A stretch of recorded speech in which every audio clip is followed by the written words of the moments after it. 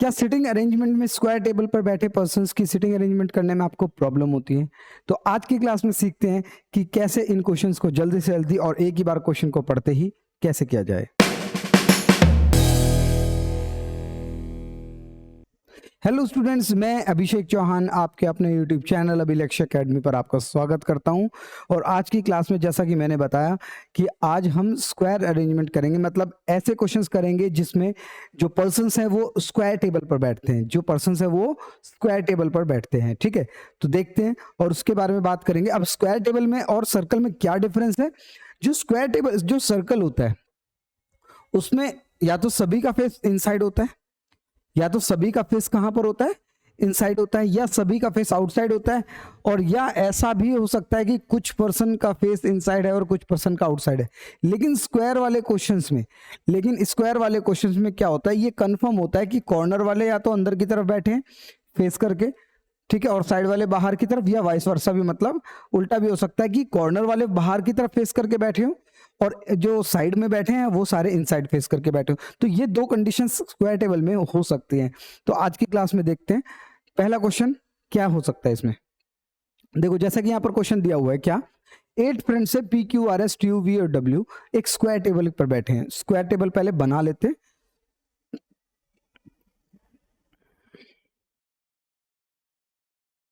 अगर हम square table एक ले लेते हैं तो ये हमारी एक एग्जैक्टली स्क्वायर टेबल है, और ये इसने बताया है कि 4 of them sit at the 4 corners and 4 seat at the middle of the each side, 1 who sit at the corner face centre. ये हमें कंफर्म हो गया कि जो कॉर्नर की तरफ बैठे हैं उनका फेस सेंटर की तरफ है। तो इसका मतलब यहां पर जो पर्सन बैठा है उनका फेस सेंटर की तरफ है, और जो साइड में बैठे हैं उनका फेस क्या है, आउटसाइड। तो इसका मतलब कुछ पर्सन यहां पर इस तरह से बैठे हैं, इस तरह से ये सिटिंग अरेंजमेंट में क्वेश्चंस गिवन है। ठीक है, अब यहां पर क्या क्वेश्चन है देखते हैं एक बार। इसने कहा कि जो V है, क्वेश्चन गिवन है, V sits second to the right of R। और अभी अभी ये नहीं पता है कौन किस तरफ फेस करके बैठा है, लेकिन इसने कहा R is in the middle of the one side of the table. R जो है किसी साइड पे बैठा हुआ है। तो इसका मतलब पहले मैं R को बिठा लेता हूं। ठीक है, R को मान लो मैंने यहां पर बिठाया, तो R जो है, R के सेकंड राइट पर V है, R के सेकंड राइट। अब R अगर फेस आउटसाइड है तो इसका राइट हैंड साइड ये होगा, और यहां पर सेकंड राइट पर कौन बैठा है, V। तो ये हमारा पॉइंट कंप्लीट हुआ कि V sits second to the right of R और R sits in the middle of the side. ये हो गया कंप्लीट कि R का पता चला कि वो साइड पर बैठा है और साइड वाला का फेस बाहर था, R के राइट में V हो गया। ये कंफर्म प्लेस है बिल्कुल, इसलिए मैंने पुट कर दिया है। Next, only 2 person sit between V and Q। अब V और Q के बीच में 2 लोग हैं।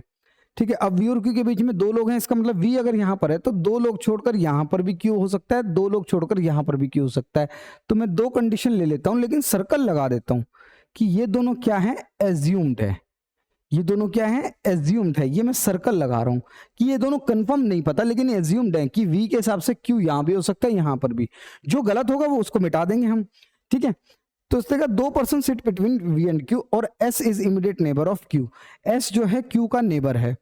ठीक है, अब देखो, अगर कंडीशन यहां पर मैं मानता हूं कि अगर Q यहां पर है तो S एक नेबर यहां पर हो सकता है, लेकिन अगर Q यहां पर है तो S दोनों तरफ कहीं पर भी हो सकता है। तो ये हमें नहीं पता, लेकिन मैं लिख लेता हूं कि S is neighbour of Q। S और Q या Q और S एक साथ आएंगे। ठीक है, T sit second to the left of S। अब ये कंफर्म हो जाएगा शायद कि अगर मैं इसको बैठाता हूं Q को, तो S कहीं ना कहीं यहां आएगा, Q का एक ही नेबर S, और S के सेकंड लेफ्ट पर T है, S के सेकंड लेफ्ट पर T यहां पर आ जाएगा। ये कंफर्म हो गया, बिल्कुल कंफर्म है ये। ठीक है, और सुनो, अगर S यहां पर आता, मान लो अगर ये Q यहां पर होता तो S को यहां पर भी आ सकता था, यहां पर भी इसको बिठाकर, तो यहां पर T यहां पर आ रहा है, लेकिन अगर यहां पर S बैठता तो यहां पर T नहीं बैठ सकता। कंफर्म हो गया कि S तो यहीं पर बैठेगा, कुछ भी कर लो S यहीं पर बैठेगा, चाहे Q ये हो चाहे Q ये हो, क्योंकि अगर Q यहाँ पर है तो इसका एक नेबर यहाँ पर, S के सेकंड लेफ्ट पर T यहाँ पर आ जाता, ठीक है। लेकिन अगर Q यहाँ पर होता, इसका एक नेबर ये है, एक नेबर ये है। अगर यहाँ पर S बिठाते तो सेकंड लेफ्ट पर इधर आता T, अगर यहाँ बिठाते तो सेकंड लेफ्ट पर T नहीं आ रहा है। इसका मतलब कंफर्म है S यहाँ पर है और T यहाँ पर है। लेकिन अभी भी Q का कंफर्म नहीं हुआ है, क्योंकि Q का अभी भी नेबर यही है, Q का अभी भी नेबर यही है। Next, T sit second to the left of U, second to the left of U। कुछ क्वेश्चन में मिस्टेक है, इसको करेक्ट कर लो कि ये P है, P sit second to the left of U। तो ठीक है, P sit second to the left of U, दो प्लेसेस बची हैं, या तो यहां पर या यहां पर, और ऐसा भी हो सकता है ये भी इनमें से कोई एक कहीं ना कहीं P हो, ठीक है। तो इसने कहा P sit second to the left of U, ठीक है। अगर मैं यहां पर बिठाता हूं P को, सॉरी U को, तो U के सेकंड लेफ्ट पर P आ सकता है, ये बिल्कुल ठीक है। अच्छा, यहां पर एक और कंडीशन है, V is not neighbour of U, V is not neighbour of U। अब कंफर्म हो गया कि यहां पर U नहीं है कहीं पर भी, इसका मतलब U इन दोनों प्लेसेस में से कोई एक है। और ये ध्यान रखना है, U के सेकंड लेफ्ट पर P आना चाहिए, तो U अगर यहां रखते हैं तो सेकंड लेफ्ट पर P नहीं आएगा, ठीक है। अगर U यहां रखते हैं तो P यहां आ जाएगा, मतलब Q और P की जगह भर जाएगी। तो इसका मतलब कहीं ना कहीं यहां पर अगर मैं रखता हूं, हटाता हूं, तो U यहां पर आएगा और U के सेकंड लेफ्ट पर, second to the left of P, U के सेकंड लेफ्ट पर P यहां पर आ जाएगा, और जिसकी वजह से Q यहां पर आ जाएगा। क्योंकि यहां पर अगर रखा हमने, ठीक है, अगर यहां पर रखा हमने U के लेफ्ट में P, ये भी हो सकता है, U के लेफ्ट में P यहां पर भी हो सकता है। लेकिन ये कंडीशन भी थी ना हमारे पास कि P sit second to the left of U के सेकंड लेफ्ट पर, और V is not neighbour of U, ये तो कंडीशन आ ही नहीं सकती। तो कंफर्म है यहां पर Q है, और यहां पर क्या है हमारे पास, U रख सकते हैं यहां पर, U के सेकंड लेफ्ट पर P। तो ये हमारी कंडीशन सही हो जाएगी। और 1% बचेगा कौन सा, P Q R S T U V W, ठीक है, ये कंफर्म हो गया हमारा, ये बिल्कुल ठीक है। सारी कंडीशन सेटिस्फाई हो रही, Q और S नेबर भी थे, बिल्कुल ठीक है, सारी कंडीशन यहाँ पर सेटिस्फाई हो रही है। तो इस तरह से इस चीजों को हम कर सकते हो। चलो इसके क्वेश्चंस देख लेते हैं एक बार। क्वेश्चन क्या क्या कह रहा है, क्वेश्चन कह रहा है कि how many person sit between R and T when counting from right to R। R से राइट में, R के T में, R और T के बीच में कितने लोग हैं, R के राइट में R और T के बीच में कितने लोग हैं, 3 लोग हैं, एग्जैक्टली 3, ठीक है। ये उम्मीद है समझ आया होगा बिल्कुल क्लियरली। नेक्स्ट देखो, which of the following statement is regarding true regarding P, ठीक है, true regarding P। Both T and R are immediate neighbour of P, T और R P के नेबर हैं, नहीं, बिल्कुल गलत है। Only 3% sit between P and S, P और S के बीच में 3 लोग हैं, ना तो इधर से है ना ही इधर से है। Next, P sits in middle of the side, P sits at the middle of the side, ये भी गलत है। W sit second to the left of P, second to the left of P, ये बिल्कुल करेक्ट है answer. तो ये वाला हमारा बिल्कुल सही है, option number D, W sit second to the left of P। उम्मीद है यहाँ तक ये चीजें समझ आ रही हैं, बिल्कुल अच्छे से समझ आ रही है। आगे की तरफ चलते हैं, एक और ऐसा क्वेश्चन इसी का। What is the position of V with respect to Q, Q के रिस्पेक्ट में V कहां पर बैठा है, Q के रिस्पेक्ट में V कहां पर बैठा है। तो हमने कहा भाई देखो, ये थर्ड राइट पर बैठा है, Q का थर्ड राइट पर, ठीक है। तो आंसर हमारा देखो third right, third to the right नहीं है, इसका मतलब दूसरी तरफ से भी पूछ सकता है ये। इधर से लेफ्ट में अगर देखें तो 1 2 3 4 5, फिफ्थ लेफ्ट पर है, फिफ्थ टू द लेफ्ट, तो ये आंसर हमारा होगा, ठीक है। राइट नहीं था, कोई बात नहीं, डरना नहीं है, लेकिन आंसर करेक्ट है, fifth to the left. 4 of the following 5 are alike, इनमें से 5 में से 4 एक जैसे हैं, मतलब ऑड वन आउट आपको कहीं ना कहीं करना है, ऑड वन आउट करके आप इसका आंसर बता सकते हो, ठीक है। QTSRV, QTSRV, मैं सर्कल लगा देता हूं, तो QTSRV, तो कहीं ना कहीं ये 4 तो एक जैसे हैं, जो साइड पर बैठे, Q अलग है जो कॉर्नर पर बैठा है, इसका मतलब आंसर हमारा क्या हो जाएगा, Q, ठीक है। Who sits second to the left of W, W के सेकंड लेफ्ट पर कौन है, सेकंड लेफ्ट पर W के कौन है, कहीं ना कहीं Q है, तो इसका भी आंसर क्या होगा, Q। तो उम्मीद है यहाँ तक ये समझ आएगा स्क्वायर टेबल का कैसे करना है, जो कंफर्म हो वो पुट करो, सारा थोड़ा बहुत इसमें अजम्पशन करना पड़ेगा, कि अज्यूम करना पड़ेगा कि कौन कहाँ पर बैठ सकता है। एक और ऐसा ही क्वेश्चन देखते हैं। 8 फ्रेंड्स हैं जो कि LMNOPQR है और S है। एक स्क्वायर टेबल पर बैठे हैं जो कि कॉर्नर पर और मिडल पर बैठे हैं। कुछ लोग जो मिडल पर बैठे हैं वो सेंटर की तरफ फेस कर रहे हैं, जो मिडल पर बैठे हैं वो सेंटर की तरफ फेस कर रहे हैं, ठीक है। और जो साइड पर कॉर्नर पर बैठे हैं वो कहीं ना कहीं आपके आउटसाइड होंगे, बिल्कुल, ठीक है। और कॉर्नर वाले आउटसाइड हैं, बिल्कुल। चलो क्वेश्चन करते हैं। जो कंफर्म होगी प्लेस वो पुट कर देंगे और नहीं तो उसको नोट कर लेंगे, ठीक है। चलो question point first, R sits third to the right of P। R sits third to the right of P। P एक कॉर्नर पर बैठा है, ठीक है। तो P को यहां पर बिठा लेते हैं, P को यहां बिठा लेते हैं। P के सेकंड राइट पर या थर्ड राइट पर कहीं ना कहीं R है। P के थर्ड राइट पर R है। R sits third to the right of P, ठीक है। चलो P sits on the one of the corner, ठीक है। Only one person sit between O and R। O और R के बीच में कोई एक पर्सन है। इसका मतलब O यहां पर भी हो सकता है और O यहां पर भी हो सकता है, समझ आया होगा, ठीक है। O यहां पर भी हो सकता है और O नीचे भी हो सकता है, कंफर्म नहीं है, दोनों प्लेसेस बना ली। N sits second to the right of M। N sits second to the right of M।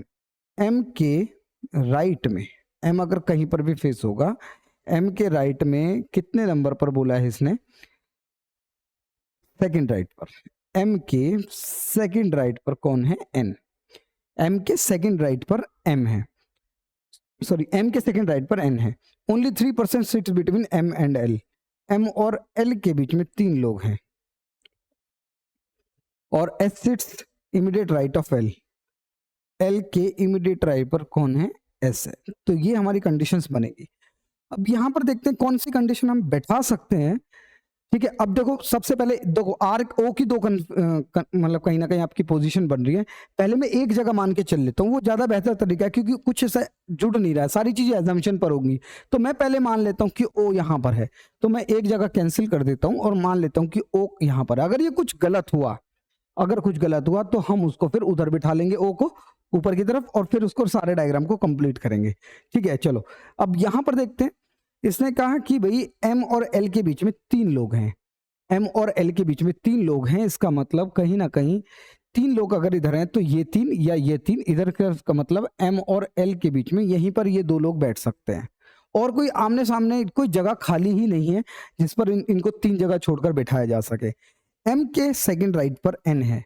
अगर M यहां पर है तो सेकंड राइट पर N नहीं आ सकता। M अगर यहां है तो सेकंड राइट पर आ जाएगा।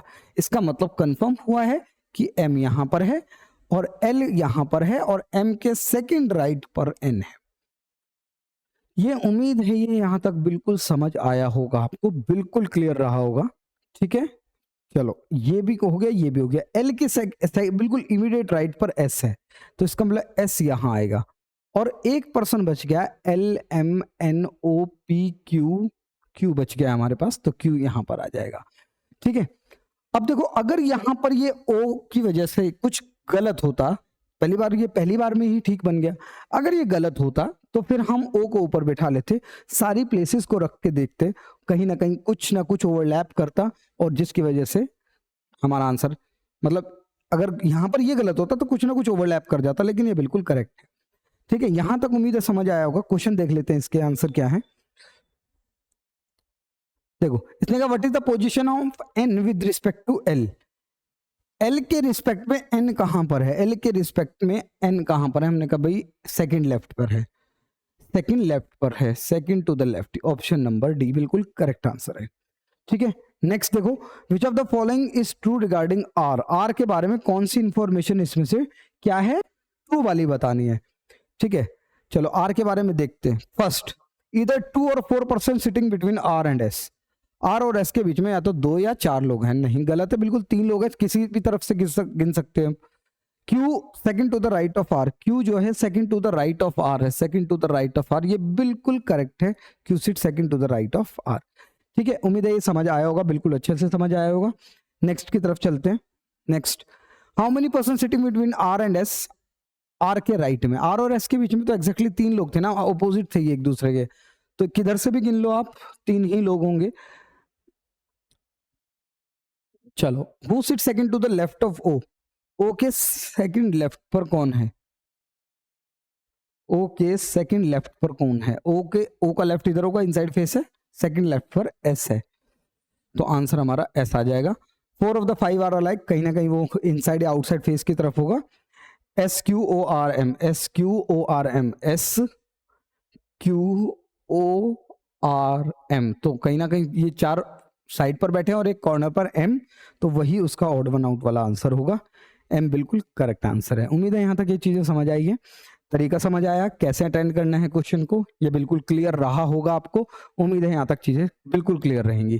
कोई भी डाउट अगर होता है तो आप कमेंट लिख सकते हैं, कमेंट में आपको बिल्कुल, कितने भी कमेंट आप करो, कितने भी डाउट पूछो, आप बिल्कुल सभी का रिप्लाई आपको मिलेगा। ठीक है, चलो नेक्स्ट क्वेश्चन की बात करते हैं। 8% ABCD MNOPQ are sitting around a square table, square table ले लेते हैं। 4 of them corner, 4 of them side, middle of the side are facing center, side वाले जो हैं वो सेंटर की तरफ फेस कर रहे हैं और जो कॉर्नर वाले हैं वो आउटसाइड फेस कर रहे हैं। ठीक है, तो कहानी यहां तक है हमारी। स्टार्ट करते हैं। A sits in middle of the side, A कहीं मिडल पर बैठा है तो हमने कहा यहां पर डाल लेते हैं। Only 1% sit between A and M, A और एम के बीच में 1% है। अब एम कन्फर्म है यहाँ पर है या यहाँ पर है, एक अगर दो 1% है ए और एम के बीच में। A sits third to the right of B, A जो है बी के थर्ड राइट पर है। अब देखो थर्ड राइट पर कहां पर होगा, या तो बी को यहां होना पड़ेगा, बी का थर्ड राइट इधर ही आएगा, कंफर्म है। इधर बिठाते तो लेफ्ट हो जाता है, तो ये ए जो है बी के थर्ड राइट पर है, ये बिल्कुल क्लियर हो गया। Only 3% sit between B and N, B और एन के बीच में 3 लोग हैं, तो 3 लोग हैं तो कहीं ना कहीं एग्जैक्टली ओपोजिट बैठेगा, कंफर्म है। C sit second to the right of N, N के सेकंड राइट पर कौन है, सी, तो एन के सेकंड राइट पर सी बिल्कुल यहां पर हो गया, कंफर्म हो गया। C sit second to the right of N. O and C face same direction, O and C face same direction. देखो भाई 3 तो फेस सेम डायरेक्शन की भरी गई है, इसका मतलब ओ को यहां बैठना पड़ेगा बिल्कुल ओपोजिट उसके, क्योंकि और कोई जगह नहीं है, क्योंकि सेम डायरेक्शन में, सेम डायरेक्शन मतलब अगर ये आउटसाइड है तो ये भी आउटसाइड ही है। ठीक है, O and C same direction. M is not neighbour of O, M O का नेबर नहीं है, कंफर्म हुआ कि एम यहां नहीं है, ये कंफर्म हो गया कि एम यहीं पर आएगा। ठीक है, ये प्लेस कंफर्म हो गई, M is immediate not neighbour of O. P sit second to the right of D, D के सेकंड राइट पर पी है, तो डी यही होगा, डी के सेकंड राइट पर पी, तो ये हमारा डायग्राम एग्जैक्टली बनेगा। बहुत आसान था ये वाला क्वेश्चन, उम्मीद है यहां तक ये क्लियर रहा होगा। अब इसके क्वेश्चंस देख लेते हैं, क्वेश्चन बहुत आसान हो जाएंगे इसके, क्योंकि who is immediate left of M, M के इमीडिएट लेफ्ट पर कौन है, इमीडिएट लेफ्ट पर है सी, तो इसका आंसर होगा आपका सी। ठीक है, आगे what is the position of O with respect to P, P के रिस्पेक्ट में ओ कहां पर बैठा है, तो आप ये कहोगे भाई या तो थर्ड लेफ्ट पर है या कहीं ना कहीं 1 2 3 4 5 राइट पर है, थर्ड लेफ्ट पर, थर्ड टू द लेफ्ट, हाँ ये option number B. Which of the following statement is true, ठीक है देख लेते हैं। None of the statement is true छोड़ो।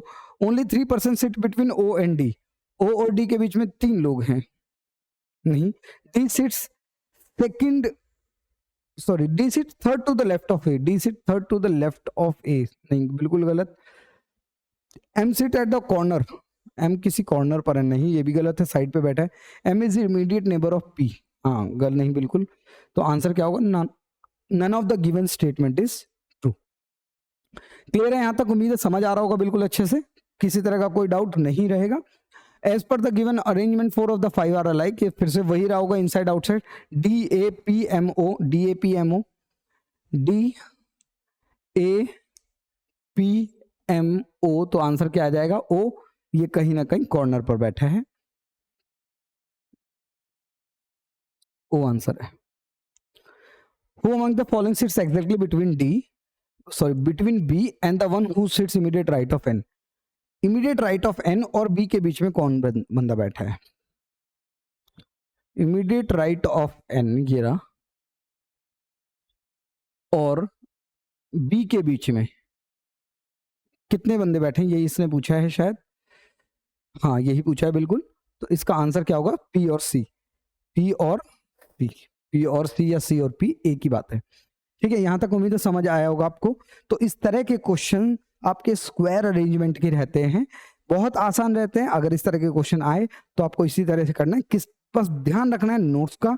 अगर आपको कोई कंफर्म इंफॉर्मेशन मिल रही है तो आप उसमें उसको पुट कर दो मेन डायग्राम में, और अगर नहीं मिलती है तो आप उसको साइड में नोट्स बनाओ। क्वेश्चन को लेकिन आप एक ही बार पढ़ोगे, वो सबसे बेहतर तरीका है, क्योंकि कितनी भी बार आप क्वेश्चन को पढ़ लो कुछ उसमें से नया निकल कर नहीं आने वाला। ठीक है, तो क्यों हम टाइम वेस्ट करें बार बार क्वेश्चन को रीड करके। ठीक है, तो आज की क्लास में इतना ही रखते हैं। अगर आपको ये वीडियो पसंद आई है तो लाइक जरूर करें, शेयर जरूर करें और सब्सक्राइब जरूर करें। सब्सक्राइब करना बिल्कुल ना भूलें और बेल आइकन को भी आप दबा दें, जिससे कि नोटिफिकेशन आपके पास सबसे पहले चली जाए। तो मिलते हैं आपसे नेक्स्ट क्लास में, तब तक अच्छे से पढ़ते रहिए। जय हिंद।